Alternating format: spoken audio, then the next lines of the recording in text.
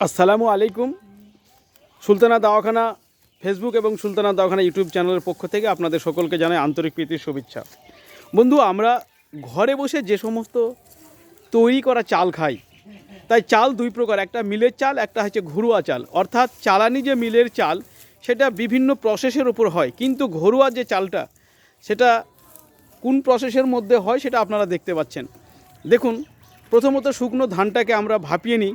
ভাপিয়ে নেওয়ার পর ঠিক এই রকম জলজাগ বলা হয়, জলজাগ দিয়ে রাখা হয় একদিন, অর্থাৎ ভিজিয়ে রাখা হয়। ভিজিয়ে রাখার পরে তার ঠিক পরের দিনই গ্রাম বাংলার যে সিস্টেম সেটা দেখতে পাচ্ছেন, ঠিক তার পরের দিনই এটাকে আবার সেদ্ধ প্রসেসে অর্থাৎ এইভাবেই আবার সিদ্ধ প্রসেস করা হয়। সিদ্ধ করার পরেই এই যে আপনার এইভাবে নিয়ে নেওয়া হয়। নেওয়ার পর সেটা শুকিয়ে যখন চাল করার যোগ্য হয়ে ওঠে তখন সেটাকে মিলে ভাঙিয়ে চাল তৈরি করা হয়।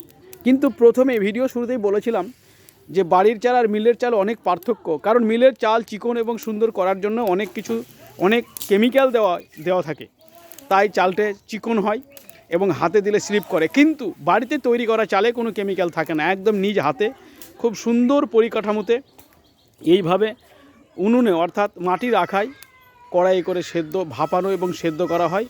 এবং মাটির যে নাদা, এখন তো অনেক স্টিলের কড়াই উঠেছে, কিন্তু আগে এরকম মাটির নাদাতে ভিজানো থাকতো। তাই বন্ধু, আপনাদেরকে এই দেখালাম আমরা যে চাল খাই সেই চালের পরিকাঠামোটা দেখালাম। আপনারা সকলে ভালো থাকবেন, সুস্থ থাকবেন, আর ভিডিওটা ভালো লাগলে অবশ্যই শেয়ার করে দিবেন এবং লাইক কমেন্ট করবেন। ধন্যবাদ।